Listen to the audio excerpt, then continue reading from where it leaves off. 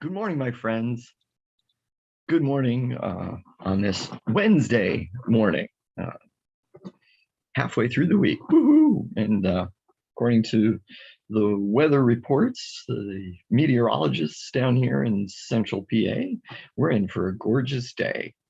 Temperature is getting up close to 80. Woohoo! Hence, short sleeve shirt, short pants, and my Jesus shoes. So I'm ready for warm temperatures. I don't know about anybody else. Anyway, I'm Brian. I'm PB. I'm the pastor here at Christ United Methodist Church. Great to be here. Great to be with you this morning, or whenever it is that you're tuning in. And you are here for another episode of PB Reads the Bible. And this is episode 15 on our journey through the book of John. So today we'll be looking at chapter 13, which we'll get to in just a couple minutes. I'm going to give folks a chance to log in, to connect up here. Just water. Give you the chance to also to register. Yeah, sign in, register. You don't have to sign in or register. Let me know that you're there. Let me know you're watching, because I only see a number, but it's nice to put names and faces with those numbers. Romper room roll call time. So you can use the comment section of the stream to let me know you're there, or you can send me a text. And you can do the same things for any questions or comments about today's lesson as we go along. I'll try to stay on top of that and answer your questions. If I don't get to them right away, I'll look at them later, because sometimes I miss, and I'll get back to you. I even look later in the day, and I'll look tomorrow morning as well. So if you're not watching live, if you're watching the recording of this session, you can still let me know that you watched, and you can still let me know if you have questions or something, and we'll try to answer them for you. Made it in time for a dentist appointment. Wow, you had an early dentist appointment. But hope everything worked well and that everything's good. Good to have you with us. Good morning, Joe. Yes, great day. Great day, Isri. How was Sue's night? Sue had a really good night last night. Thank you for asking, Pat. She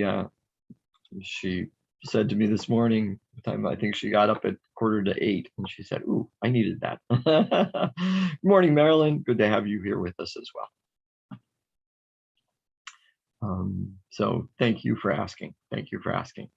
And she was moving around well this morning too, so that's good. That's good.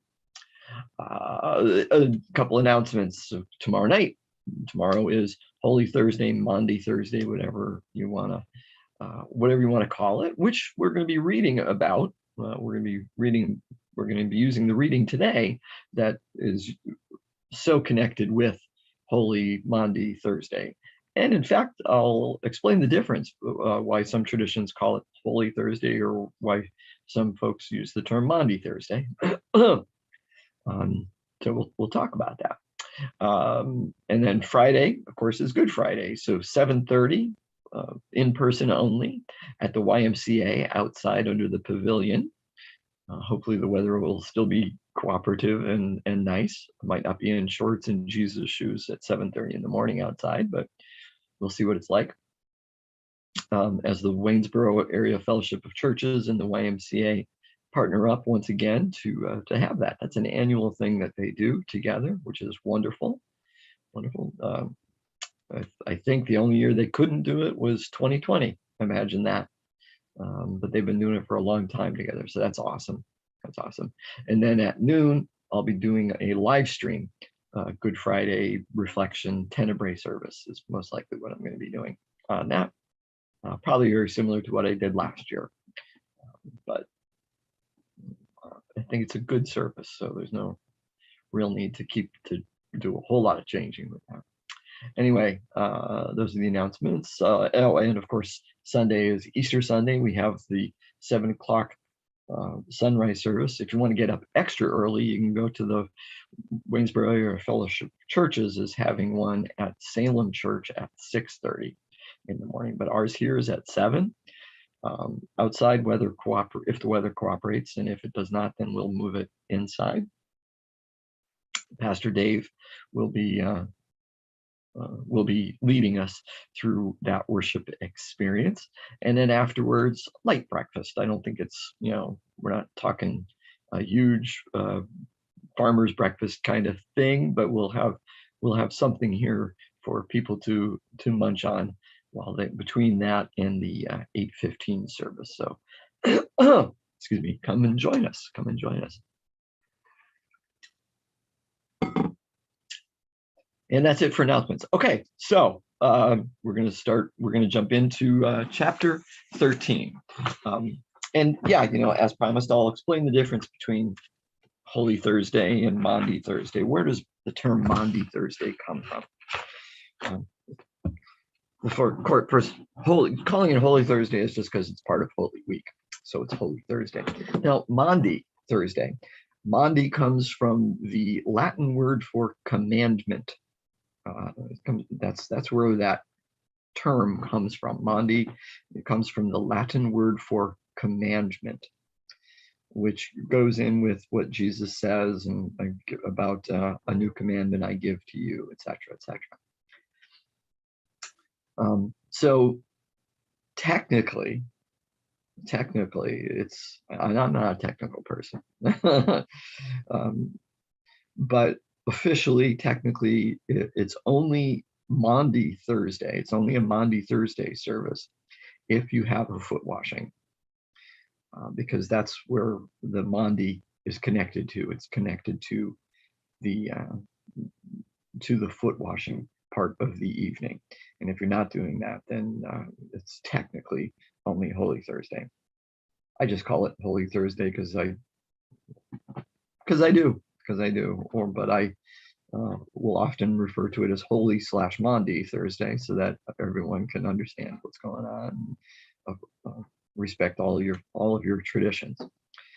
There aren't many churches, or there aren't many denominations that do foot washings. I believe the Quakers do, and at least some Mennonite, some branches of Mennonite do. Other than that, there's nothing widespread. You can go. I mean, there are United Methodist churches that will occasionally do a foot washing service. It is. I've heard it referred to as that was by one of my seminary professors. Heard it referred to as the forgotten sacrament. The forgotten sacrament. Because what is a sacrament? A sacrament is something that was ordained by God, that Jesus said to do. So we have two sacraments, which are, of course, baptism and sacraments. When I say we, United Methodist Church has two sacraments, baptism and communion, both of which were ordained by God. Jesus told us to do those things. Now, the foot washing, as you read it, sure sounds like Jesus is telling us to do it. So it sounds like it should be a sacrament. It seems to fit all the characteristics as well. As a sacrament is also a good definition is that it is an outward and visible sign of an inward and invisible grace. We even use that language in our liturgies for baptism. So it fits that as well. So perhaps it should be considered a sacrament, but I can't change that. So that I know of, there are no denominations that consider foot washing to be a sacrament. The Quakers and the Mennonites might be an exception. I'm not 100% sure if they consider them to be sacraments or not. But you'll occasionally have other churches and denominations perform foot washing, but not in quite the same way as the Quakers and Mennonites do, and not as not as religiously, not as regularly. I think it's something that they do every year. So now you understand that. Now let's get to the reading, because it's already 10 after 9. Wow, good thing 13 is a shorter chapter. Of course, that doesn't mean that it has less to talk about. Probably has more. Chapter 13 can actually be looked at as, it's got 4 different excuse me, it has 4 different scenes to it. There's 4 different scenes to it. But at the same time, we want to recognize that all 3 really have a connection to each other. They're flowing together. The last section, the 4th piece, the 4th scene, Bible scholars are kind of divided on. Some say that it really belongs with that it should be seen as the introduction to chapter 14. Others say no, it should be seen as the conclusion of the scenes of the foot washing, and the Last Supper. That should be seen as the conclusion of that. I think that there's pretty strong arguments for both, and perhaps that's why it's placed where it is, that we can see it as being connected to both and flowing 13 into 14. But we'll talk about that. All right, so let's get reading. Now, before the festival of the Passover, Jesus knew that his hour had come to depart from this world and go to the Father. Having loved his own who were in the world, he loved them to the end. Pause. In Greek, this is all one sentence. The NIV and the NRSV divided into 2. But the way it's written in Greek, it's one long, complex sentence with 3 participles that finally lead to the verb about loving them to the end. Now, what's the verb, that's the word that's translated as end, to the end, that he loved them to the end by the NRSV, is translated differently by the NIV. It's translated as to the full extent of his love. Why the difference in translation? Because the word, the phrase, can be translated accurately in both of those ways. John seems, or the author of John, whoever that was, seems to use that. We've talked about that before, how he uses language that can be translated in multiple ways and is kind of ambiguous as far as which is the right thing to translate. It's probably, and what's the difference? Well, to the end has that idea of perhaps time and conclusion to the end, whereas the full extent is to like how much, for a degree of love. So it's probably best to read them both, to the fullest extent and to the end. So he loved them completely and fully and all that. And it's kind of all wrapped up into that one Greek word or phrase. Oh, I missed a couple. Cheryl. Hello, Cheryl. Good morning, Cheryl. Good morning, Marcia. Good morning, John and Cindy. Great. So Jesus, having loved his own who were in the world, he loved them to the end and showed them the full extent of his love, is probably how we should remember that, how we should kind of read that passage. Gets a little cumbersome, but that gives a better and fuller understanding of the Greek. Notice some key words in that verse though too. Jesus knew that his hour had come. So here we are. His hour had come. What hour? The hour of his glorification. The hour that, going all the way back to chapter 2, Jesus said, it's not yet my time. My hour has not yet come. Here, his hour had come. And he knows it. So this ties in several different themes throughout John. It's one more demonstration of Jesus's knowledge and understanding, and knowing his connection with God the Father. He'd come from and was going back there. Now, here's an interesting, verse 2 is interesting. The devil had already put it into the heart of Judas, son of Simon Iscariot, to betray him. Pause.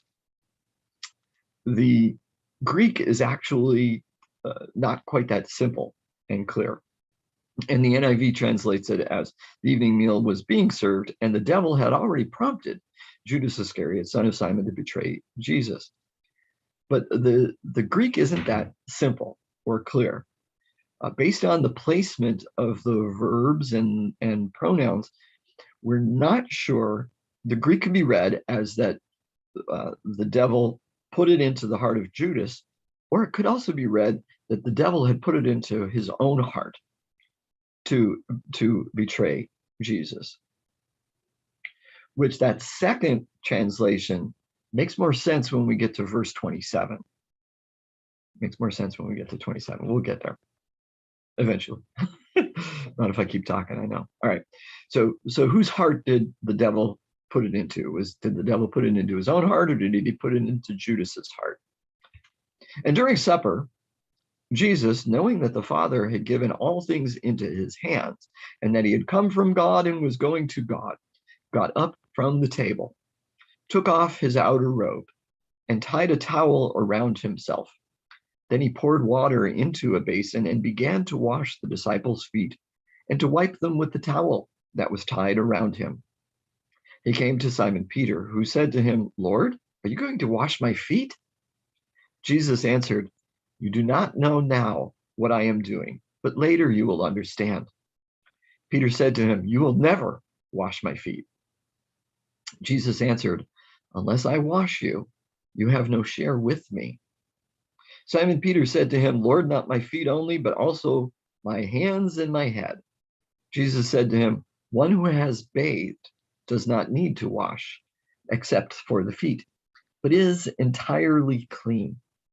And you are clean, though not all of you." For he knew who was to betray him. For this reason he said, "Not all of you are clean." Pause. Now we'll go back and talk about it. I didn't want to interrupt that one. So he got up from the table. They're already at table. And yeah, I do have a picture back behind me. It's not very good. Sorry, it was the last minute. Oh, I think I want to put something up.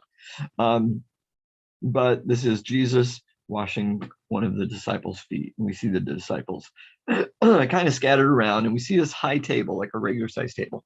That's not what it would have looked like, of course. The table, per se, and if it was a table, would have been low to the ground, only about a foot or so off the ground, because they didn't sit in chairs. They reclined, meaning they might have sat on a cushion or a pillow, most likely lying down on their left-hand side, supported by that pillow and supported by their left arm, so that their right hands were free to almost reach over their head, kind of like this. Their heads would be by the table and feet stretched out, and be able to pick their food and eat. So you wouldn't be face to face with people. You would actually be face to back of head.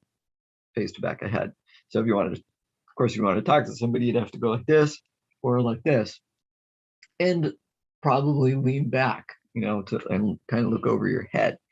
That's going to be important when we get to that part. But so that's the positioning. That's the positioning of how this was looking. But Jesus rose. He stood up from the table. It says that he took off his outer robe. In Greek, the verb that's translated "took off" is the same verb that when Jesus talks about being the good shepherd, laying down his life. So coincidence? I don't think so. This is of course, we don't see it in the English, but in the Greek, it's like that reminder of what Jesus had said about himself then.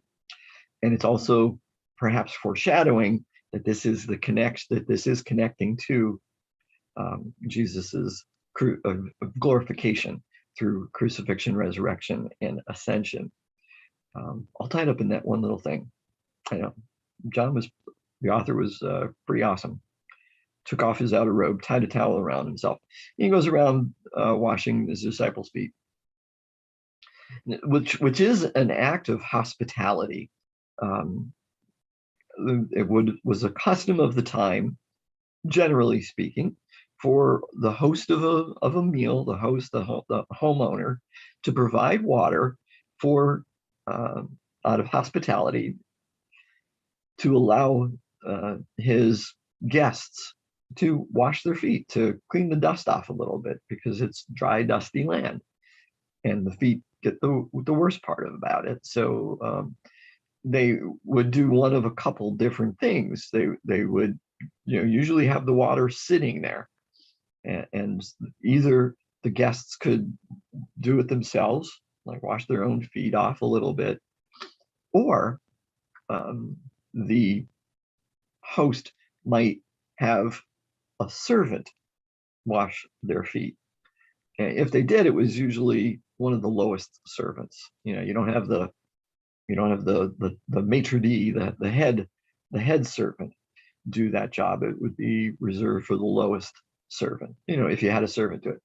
But the host himself, uncalled for, would never happen. But it is an act of hospitality. Just having the water there, just having the water there is an act of hospitality, and would meet the need. Jesus goes beyond that, as would a host who had their servant do the work. That would go beyond it. But Jesus went beyond that and did it himself. He is the host of the evening. He is the host of the meal. And yet he is combining the idea of hospitality and service, hospitality and servanthood, and being this servant. We often speak, or you might hear the word, a servant leader, that Jesus was a servant leader, and he definitely was. But he's combining this idea of hospitality and servanthood together. And it's not, the other unusual thing is that it's taking place during the meal. Usually it would happen before the meal. So since it's happening unusually, we need to look for other meanings behind it. Is Jesus merely washing the feet for that hospitality, to wash his disciples' feet, or is it something else? And I think we don't have to say, is it one or the other? It's both. Jesus is following the rule of hospitality and doing the washing of the feet, but he's making it something else. And we see that in his reply to Peter, because Peter, is, and especially the NIV actually picks it up pretty good when in verse 9, how emphatic he is. No, you shall never wash my feet. That's pretty close. That pulls the Greek in actually better than the NRSV. The NRSV says, you will never wash my feet. But just by the adding of that no, it's a little more emphatic, and it's probably closer to the Greek and Peter's reaction. Because Peter can't, he's misunderstanding. They all are. We shouldn't think that it's only Peter. But Peter is the one that's speaking for the other disciples as well. And he says, you can't do this because you're not the servant. You're not the slave. You're our master. You're our host. Why would you do this? But Jesus gives that answer: unless I wash you, you have no share with me. And we can read in that share with me, a share of Jesus's life, a share of the life that Jesus offers, a share of being with Jesus and being connected to Jesus in a very real and particular way. It has the same connotation of Jesus sharing with God the Father and abiding with God the Father. So we can see in this Jesus saying, that through this act and through you being willing to receive it, because this is all about receiving so far, being willing to receive this act, you do have that share with me. You have this connection with me, the same kind of connection that I have with God the Father. Now, what's really interesting, and you'd have to time it, I'm sure, but John puts so many details in here. He actually he drags out the story a little bit so that we could one commentator in particular uses the expression that it's related in real time. If you time it out, you could actually act out the scene. It takes as long to read as it does to do. It takes as long to read as it does to do. So you could have Jesus, you could picture Jesus in real time, taking off his clothes, putting on the towel, going around, kneeling, starting to wash some disciples' feet and drying. You could do the whole actions in the amount of time it takes to read it. So I think the author is, wants us to live in the moment, wants us to truly, for us to be connected to the moment, and so he's doing it that way by kind of stretching it out a little bit.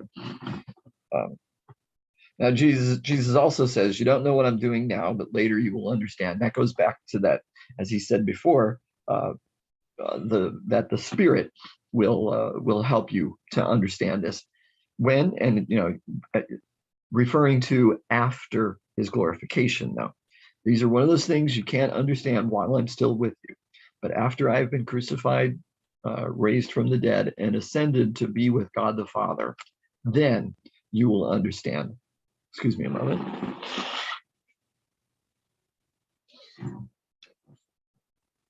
Okay.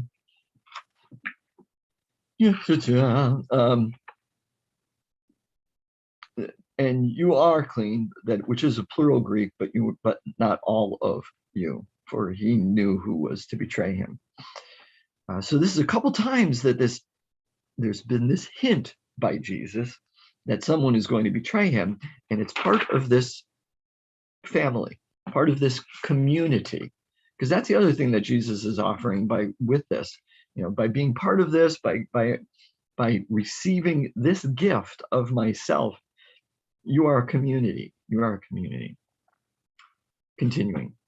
So picking up from verse 12. After he had washed their feet, had put on his robe, and had returned to the table, he said to them, "Do you know what I have done to you? You call me teacher and Lord, and you are right, for that is what I am. So if I, your Lord and teacher, have washed your feet, you also ought to wash one another's feet. For I have set you an example that you also should do as I have done to you. Very truly, amen, amen, I tell you, servants are not greater than their master, nor are messengers greater than the one who sent them. If you know these things, you are blessed if you do them. I am not speaking of all of you. I know whom I have chosen, but it is to fulfill the scripture. The one who ate my bread has lifted his heel against me. I tell you this now before it occurs, so that when it does occur, you may believe that I am. Very truly, amen, amen, I tell you, whoever receives one whom I send receives me, and whoever receives me receives him who sent me. Pause. I'm sure you picked up that on verse 19, I left off the he on the end, if you were following along. It's because in Greek, it's not there. In Greek, it's just I am. You will believe that I am.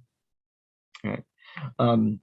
So Jesus now gives them the instructions, the command, we would say ordained or command to them to now go and do this for others, to give of yourself, to be that servant, to welcome into the community, to share the life that I am sharing with you with others, so I've washed your feet, wash one another's feet. Be that servant, be that servant. I have set you this example because you're not greater than the master, and since I am sending you, you are not greater than the one who is sending you.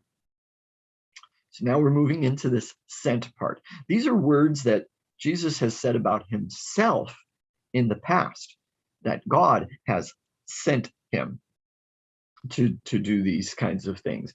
And now, for I'm pretty sure the first time, Jesus is turning it and saying, now I am sending you. Why? Because he knows his time is coming. His hour has arrived. His hour has arrived. So he is, they still don't get it, I'm sure, but that's what's going on. That's what he's doing. He is now sending them. So he's using that same kind of language that he said about himself. How many were there? Of course, we don't know. John does not say, and we try to squeeze the traditions together because some of the other ones are more specific. There might have been the 12 disciples, but there might have been more people here that night. There that night. We don't know. Doesn't really make a difference. There's only a couple that are named. Obviously, we know Peter was there. We will know that Judas was there, and we will know that the disciple whom Jesus loved was there. But that's the only ones we're going to know for sure. And of course, him, we don't know who he was. Whoever receives me, receives him who sent me. Okay, so picking up from there, verse 20. Excuse me, apologies on that. Now we're going to get into the next scene. After saying this, Jesus was troubled in spirit and declared, "Very truly, I tell you, one of you will betray me." The disciples looked at one another, uncertain of whom he was speaking. One of his disciples, the one whom Jesus loved, was reclining next to him. Simon Peter, therefore, motioned to him to ask Jesus of whom he was speaking. So while reclining next to Jesus, he asked him, "Lord, who is it?" Jesus answered, "It is the one to whom I give this piece of bread when I have dipped it in the dish." So when he had dipped the piece of bread, he gave it to Judas, son of Simon Iscariot. After he received the piece of bread, Satan entered into him. Jesus said to him, "Do quickly what you are going to do." Now, no one at the table knew why he said this to him. Some thought that because Judas had the common purse, Jesus was telling him, "Buy what we need for the festival," or that he should give something to the poor. So after receiving the piece of bread, he immediately went out, and it was night. Pause. I just wanted to read that whole thing. Powerful stuff, right? But again, after saying this, so we know that this is still tied into and connected with the foot washing and the idea of being part of this community and sharing what the gift that Jesus has and is offering, and being connected to Jesus in the same close way that Jesus is connected with God. This happens, this thought of the betrayal. Now, we can imagine how the disciples were seated that night. We don't know. But here's one theory. I said before the table was low. And most tables at that time were set up in sort of a U fashion for a dinner such as this, so that you can at least see most of the people, even though you couldn't maybe see everybody, but you could see most people, and it's shaped in a U. Now, you've probably been at places where there are U-shaped tables, a small group meeting or something like that, or a small banquet. And the person who is the MC, the host for the night, is usually at that cross table, the center part of the U. So however you want to say it, that would be considered the head table.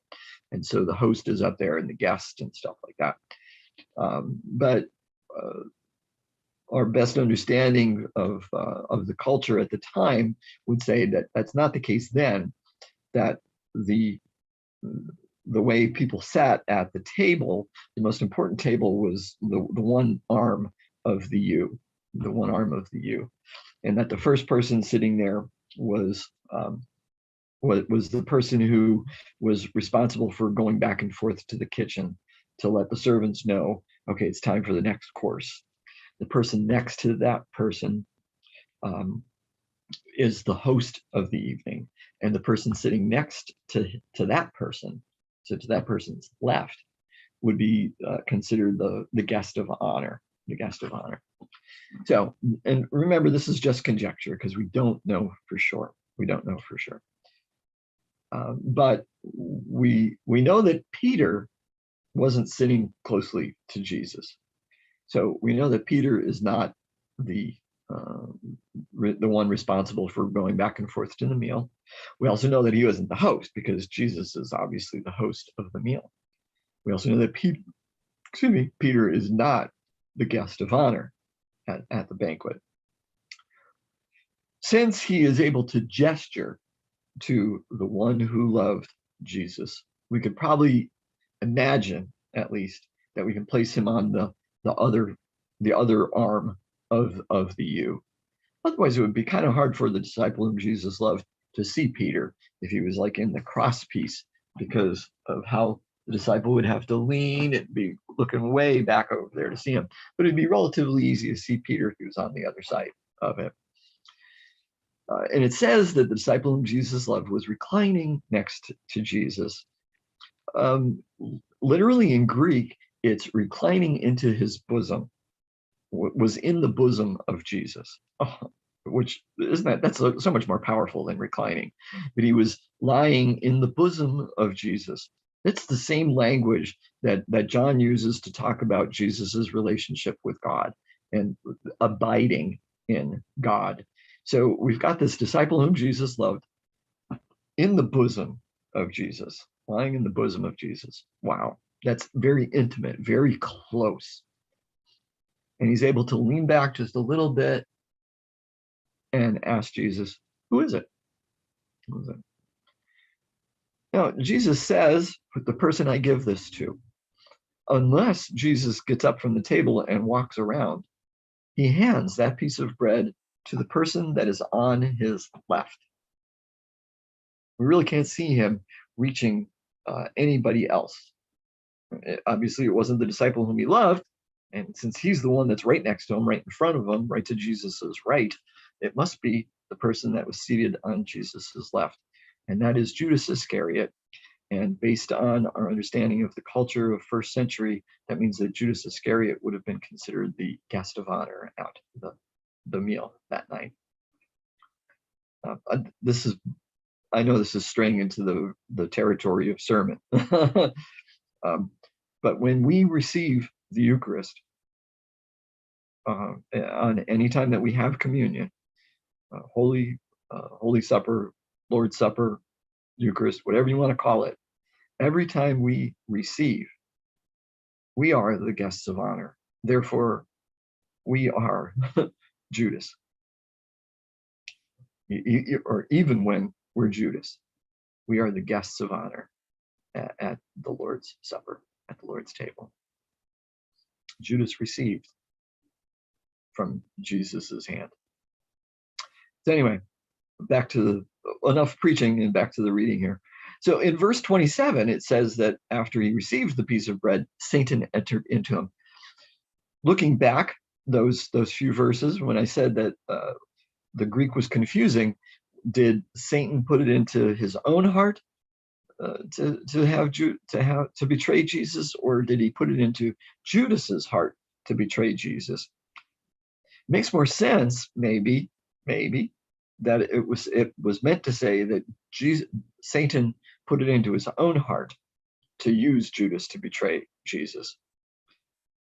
Because now, because otherwise, why would Satan have to enter into him if he had already put it into his heart? I don't know. It could be still could be the other way, but it kind of makes a nice connection there. Anyway, of course, the disciples don't really get what's going on. They don't understand. Jesus is almost like talking in code with someone. But notice a couple things. Jesus is still in control, even over his own betrayal. Even over his own betrayal. He says, do quickly what you are going to do. And what is the response? Right there in verse 30. So after receiving the piece of bread, he immediately went out. So Jesus is still in control. The hour, his hour is come, but he's still in control of his hour. He's still in control of the whole thing. He's still the boss. And then we have this key final phrase, final sentence. And it was night. Remembering John's big opening, the prologue about light and dark, and Jesus being the light coming into the world, and the darkness not being able to defeat the light. And Jesus's imagery throughout this of being the light of the world, and while there is light, we need to walk in the light, and you don't walk in the dark because you'll stumble and trip. And Judas goes out, and it is night. So we see all those imageries, all those metaphors, all that imagery that John has been using throughout the first 12 chapters. It's like he was preparing for these 4 words, and it was night. Also symbolic of Jesus's hour coming, the amount of time that the light of the world was going to be in the world is running short. But we see all those things in those 4 words. Okay, so the last scene. When he had gone out, excuse me. Now, so this last scene, like I said, some scholars think it should be considered as the introduction to the final discourse, which is 14, 15, and 16, because he starts to introduce some of the themes that's going to be brought out in those chapters. So there's definitely a connection. But those first few words would say that this links back to the things that have just happened. When he had gone out, Jesus said, "Now the Son of Man has been glorified, and God has been glorified in him. If God has been glorified in him, God will also glorify him in himself and will glorify him at once." Pause. It's a complex word. It's a complex one to say. It sounds so repetitive. And it does, because you'll notice that there's that past tense and future or present tense going on at the same time. So John seems to be connecting past, present, and future again, and that God has been glorified and is being glorified and will be glorified through the life, death, resurrection, and ascension of Jesus. That they're all connected together. And he's pulling that out right there. Then he uses this expression for the first time right there in verse 33. But it's an expression that's used, well, it's used in 1 John a lot, but it seems to be used in that faith community, perhaps. Little children, I am with you only a little longer. You will look for me, and as I said to the Jews, so now I say to you, where I am going, you cannot come. I give you a new commandment, that you love one another, just as I have loved you. You also should love one another. By this, everyone will know that you are my disciples, if you have love for one another. Pause. So what's Jesus saying? Well, he's saying a couple different things. First, that he's repeating to them what he had said earlier to the Pharisees, where I am going, you cannot come. We could probably add the word yet to it, that Jesus has to go there first and prepare. And he will bring that out in chapter 14. He will bring that out more in chapter 14. Then he brings the new commandment, that you love one another. It's really not a new commandment, because that was in Deuteronomy, as far as love your neighbor as yourself. But the key would be, as I have loved you, which, as this chapter had begun, was fully, completely, and until the end. To a fullest extent and to the end. So that's what Jesus is telling his disciples. You have to love each other the way I have loved you. By this, everyone will know that you are my disciples, if you have love one for another. Simon Peter said to him, Lord, where are you going? Jesus answered, where I am going, you cannot follow me now, but you will follow afterward. Pause. Now we can see there, just in that, the first hint as to the prediction that Jesus is going to make to Peter in chapter 21. But it's also that idea that you can't come now. I need to prepare it. But we can also see that prediction of the prediction of the prediction, the first hint of the prediction, that Peter would end up, dying and being martyred in specific. Peter said to him, Lord, why can I not follow you now? I will lay down my life for you. Pause.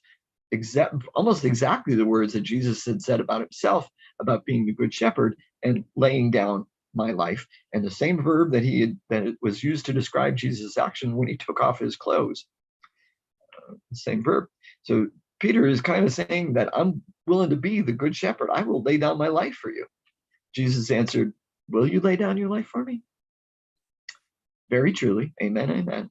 I tell you, before the cock crows, you will have denied me 3 times. Pause. End of chapter 13. So of course, that's the prediction of Jesus, the prediction of Peter's denials. Saying that, so, and we can see in that although Peter had received the gift in the foot washing and had this share with Jesus, that there's still no guarantee we can make decisions to kind of forgo it, even temporarily. Peter still doesn't quite understand it all. Excuse me. And so you will deny me 3 times before the cock crows.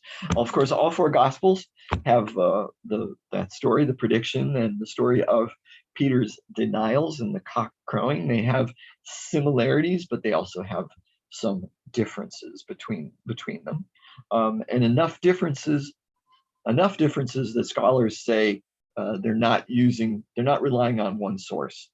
Matthew definitely relies exclusively on Mark. It's basically word for word. Luke might have been relying on Mark, but he was also probably, because there are enough differences, he was probably relying on another source as well.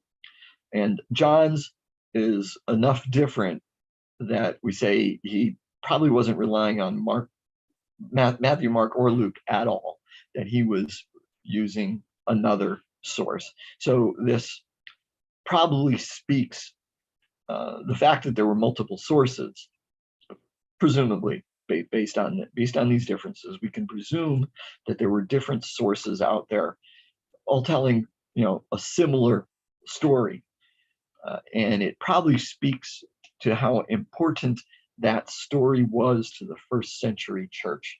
This idea of Peter having failed and denied, but not only that, because it would have been, if it was only that Peter denied, then that's not much to celebrate.